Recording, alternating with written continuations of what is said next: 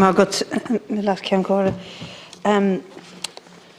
this is the piece of work that I have the biggest problem with, and I think you've done us all a disservice by coupling the deletion of the paraphrases women's places in the home with the care question. I think you've done the whole project a big disservice, and I say that because I know for a fact there's already others campaigning to confuse this issue, but also genuinely the question of a woman's places in the home, however it's phrased in the Constitution, is one that has both embittered and emboldened many feminists and people fighting to make this country a better place and more equal place for women, because it's so insulting and so sexist.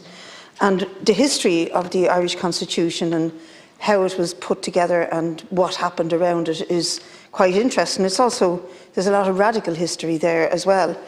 When it was being written up, as we know, Archbishop McQuaid had a huge input into the construction and the make-up of the Irish Constitution as the head of the Catholic Church here in Ireland. But on this one, he demanded that the role of women as enunciated in the papal encyclica called Rerum Novarum be given constitutional status. And the Rerum Novarum says this, not the Constitution, and I quote, "A woman is by nature fitted for homework, and it is that which is best adopted at once to preserve her modesty." So what we get is, in particular, the state recognised that by her life within the home, woman gives to the state a support without which the common good cannot be delivered, and the state shall therefore endeavour to ensure that mothers shall not be obliged by economic necessity to engage in labour to the neglect of their duties in the home. Now, my first job was a young worker in the 70s, and my first job was with the City Council in the library service. And at that stage, every professional I met, every librarian or assistant librarian I worked under and met, were unmarried, what would have been described insultingly at the time as spinsters. But when you get to know them, great women, great professionals, the reason they weren't married or in a relationship was because had they got married, they would have lost their profession. They would have been forced by rules of the public and civil service to give up their job. So the marriage bar was highly destructive on the lives of women, and I would say destructive on the state services, because it meant that really good people either left or were forced to live life in a different way than they would have wanted to in order to stay in their profession. So it's fantastic that we're finally getting rid of that. But having coupled it with the question of care and not giving the citizens of the country a chance to vote for them separately, and I asked you about this on previous occasions, both at the briefing and here in the House, it was a big mistake, is a big mistake, not to decouple them, because it would be so easy for everybody to say, great, vote yes for that, but then consider your options on the one in care, because the one in care is really, really important. Deputy Batchick's gone through the various organisations that worked hard on this, that have swallowed a hard pill and said, OK, we'll accept it in good faith, that it's a step in the right direction, but, and the but is a big one, because family carers and carers outside of the home are treated so badly by the state. The state says it. We recognise that it gives us a support without which the common good could not be achieved. It's good that it says that, but the state doesn't give that support. And I know so many carers. I was a member of the Carers Association at one stage, and I cared for my ma for about 6 years, and I know so many carers who don't even get respite. They get the money for respite, but they can't get away to get out of the situation they're in, some of them minding 2, 3 members of a family, sometimes in very, very difficult circumstances. So the state is not providing for them. And in your wording, you say it shall endeavour to, or shall strive, sorry, you say it shall strive to do so. But what does that mean? I mean, seriously. OK, you're in government at the moment, your colleagues are in government. I have a low opinion, obviously, on many issues. I raised them this morning. But this is a constitution, and it has to be both a document and a weapon for the citizens to ensure that the government lives up to the mark on a very minimum of actions for them. And you could say to me, or the next, God knows what government we get, could say, "Jays, I strove, but I failed." Strive to holds you to nothing, either legally or constitutionally.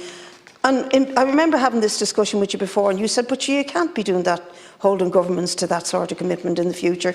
You absolutely can, and we absolutely should.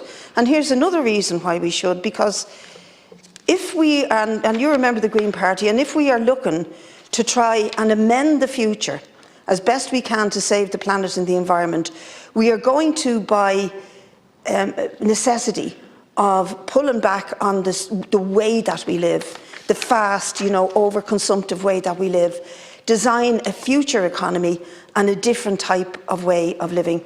And it's written all over the European Green New Deal, it's written all over Naomi Klein's books, it's written all over all our aspirations, that our societies need to become more focused on care. And that means that our economy is structured to train and employ more people who engage in care, to look after those who do engage in care and give them the best possible life. And there is absolutely nothing in an economy more important than care. Unless you want to tell me that there is, and I don't believe that you believe that going to the moon, for example, is more important than care.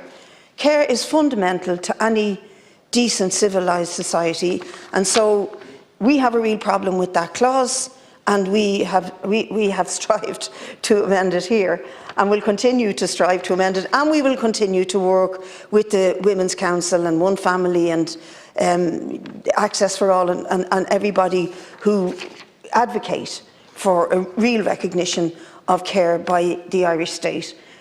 But this is a missed opportunity, and it'll probably be another generation before there'll be another opportunity to change it again. So I think the language is too vague. It's insulting to carers. Many of them are looking at this and saying, "I can't vote for this. This is insulting to me. I spend every day of my life getting up, doing all the things I have to do." I'm not going to go into the details of how people live, but they do live hard lives, and they don't get remunerated properly for it, and they don't get the space or the supports to take sufficient breaks away from that sort of life. So even within the family, never mind with outside the family, where amazing care work is done in communities, in NGOs, and in non-official bodies within communities and outside the family, that's not properly recognised either. Interesting though, the Constitution, when it comes to the right to private property, is very explicit on holding the government to a particular position, and it says it guarantees, this is the clause 43 in Article 43, the Constitution guarantees that the government will pass no law attempting to abolish the right to private ownership of property. Now, if you have that clause in there for private property, and you have this vague, insulting, wishy-washy clause for care, that shows you that the priorities of the Constitution are and will continue to be skewed. And in fact, you could argue that that provision on private property in the Constitution has been a barrier to proper rent controls, to banning evictions, no-fault evictions, to many things that should be done by this government, by this House, to make life better for people. So the deep coupling of these things is a missed opportunity.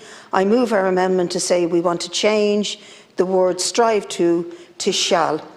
And that's a very definite, you must do this language. Others might say it's too strong, it's too strident, but we want to be as strong and as strident as possible and really say to you and to anybody who's listening in that the most important thing in our society is how we care for each other. And that means physically, mentally, emotionally, and that needs to be delivered and supported in full by this and any future governments.